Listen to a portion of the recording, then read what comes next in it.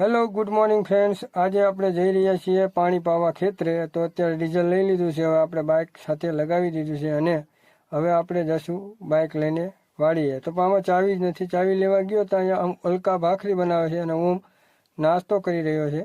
નાસ્તો કરે છે અને મેં માતાજીના દર્શન કરી લીધા અને હવે આપણે બાઇકની ચાવી લગાવી દીધી છે અને હવે જઈશું.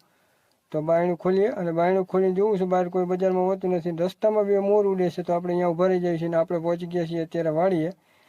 અને વાડીએ સરસ મજાનો નજારો છે, જો તમે જોઈ શકો છો મિત્રો.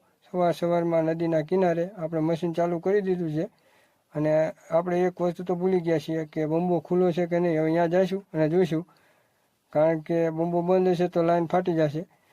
એટલે ફટાફટ અહીંયા પહોંચી જઈએ. તો અહીંયા પહોંચ્યા અને જોયું તો અહીંયા પાણી નીકળી ગયું હતું, કારણ કે ઢાંકણું ખુલ્લું હતું. અને આ છે આપણી વાડીનો નજારો. પાછળ એડા વાયેલા છે